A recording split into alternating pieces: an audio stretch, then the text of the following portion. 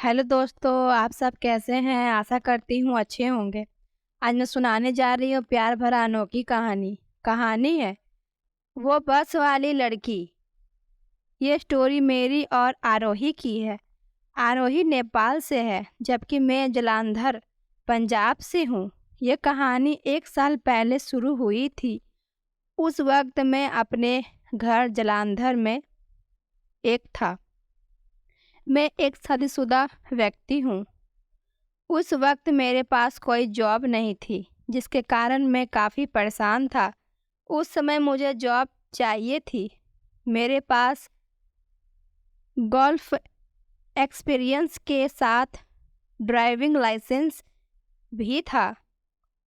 मैंने जॉब के लिए बहुत ट्राई किया। ट्रैवल एजेंट के पास गया मगर फिर भी कुछ ना हुआ। तब मैंने जॉब के लिए फेसबुक पर अपने सभी डिटेल्स के साथ एक पोस्ट डाला। उसके बाद जॉब से संबंधित मुझे बहुत सारे कॉल आने लगे, मगर कोई सही पैसा नहीं दे रहा था तो कोई अत्यधिक काम करने के लिए कह रहा था, जिसके कारण उन सभी नौकरियां में से सब को मैंने रिजेक्ट कर दिया। शायद किस्मत कहीं और ले जाना चाहती थी। मुझे फिर एक दिन बाद दुबई से एक कंपनी के एचआर की कॉल आई। वो बोला, हमें ड्राइवर चाहिए कंपनी के जनरल मैनेजर के लिए। क्या सैलरी देगी आपकी कंपनी? मैंने पूछा। 2000, उसने बोली। मुझे उसकी सैलरी बहुत कम लगी, इसीलिए मैंने मना कर दिया। बाद में उसने व्हाट्सएप पर चैट करते हुए बोला, 200 और दे देंगे। मैं पिछले 3 महीने से घर में ही बेरोजगार बैठा था।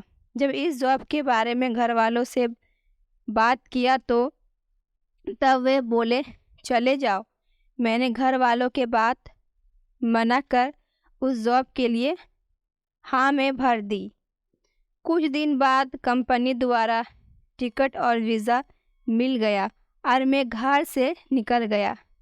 फ्लाइट दिल्ली से मुंबई और मुंबई से दुबई के लिए थे। जब मेरे फ्लाइट दुबई पहुंचा, उस वक्त काफ़ी रात हो चुका था। मैंने कंपनी के मैनेजर को कॉल किया तो उसने बोला, गाड़ी एयरपोर्ट भेज दी गई है, आप थोड़ा टाइम इंतज़ार कर लीजिए। मैं एयरपोर्ट पर रुका।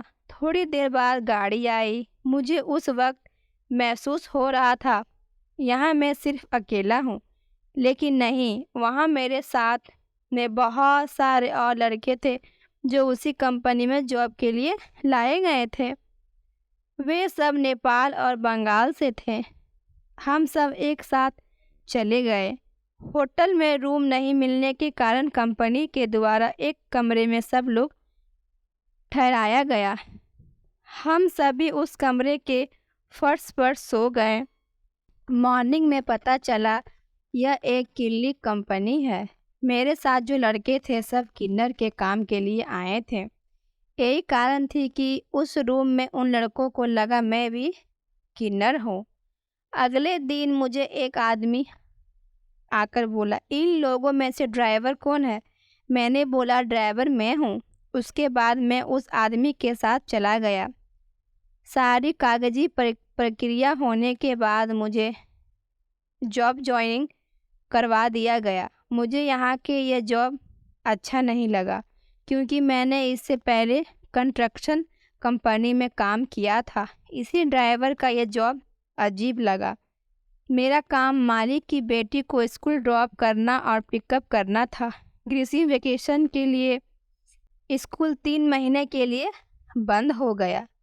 जब कंपनी 3 महीने के लिए बंद हुई तब मुझे कंपनी में काम पर लगाया गया। मुझे कुछ दिन बाद कंपनी में काम के बाद पता चला कंपनी में लड़कियां भी काम करती है।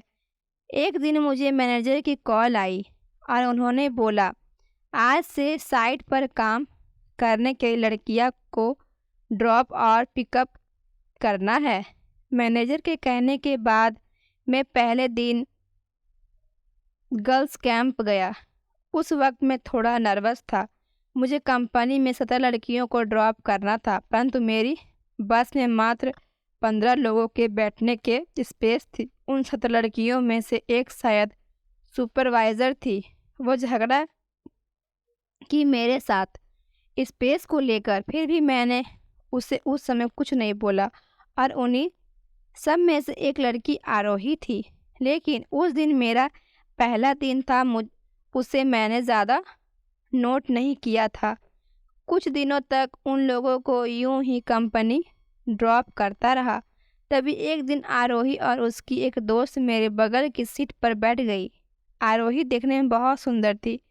गोरा रंग, प्यारी प्यारी आंखें, रेशमी बाल और उसके गुलाबी ओठ। दिल खुश दिन का वो गजब के दिख रही थी। आप नहीं आए हो? आरोही मुझसे पूछ।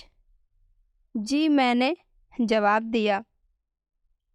बाद में उसने पूछा, पंजाब में कुड़ी मतलब क्या होता है?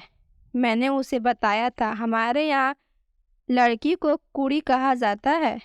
उस दिन गाड़ी में उन लड़कियों के अलावा एक लड़का भी था। मैंने उस लड़कियों को ड्रॉप करने के बाद उस लड़के से आरोही के बारे में पूछा था।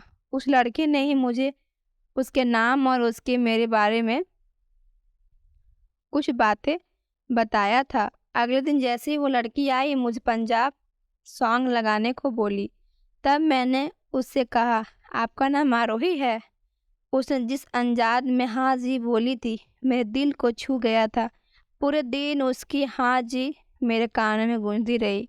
मुझे कुछ दिनों बाद उसकी फेसबुक आईडी मिली। मैंने उसे फ्रेंड रिक्वेस्ट भेजा और उसने एक्सेप्ट भी कर ली। दूसरे दिन उसने मेरी फ़ोटो पर नाइस फ़ोटो बंदर लिखकर कमेंट किया। मैंने कमेंट पढ़कर जल्दी से उसे मैसेज किया और बोला, मुझे भाई मत बोलो। उसने रिप्लाई दी, इतनी सुंदर लड़की को मैं बहन नहीं बना सकता। मैंने जवाब दिया, तो दोस्त बना सकते हो? उसने पूछी। ओके, ये चल सकता है, मैंने कहा।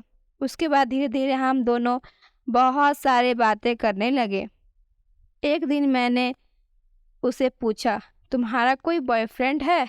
मैं सिर्फ दोस्त बनाती हूँ, बॉयफ्रेंड नहीं, उसने जवाब दी। इसी तरह हम दोनों के बीच लंबी लंबी बातें चलने लगी। एक दिन मैंने कहा, हम घूमने चले? उस दिन उसने मना कर दी। फिर एक दिन उसे अपने दोस्त के साथ मार्केट जाना था, तो उसने साथ में मुझे भी चलने को बोली। मुझे उससे बात करना, उसे देखना बहुत पसंद था। दोस्तों, यह कहानी बड़ी है, इसलिए मैं इसे 3 पार्ट में सुनाई हूँ। पार्ट 2 के लिए प्लेलिस्ट चेक करें, लाइक करें एंड सब्सक्राइब करें। धन्यवाद।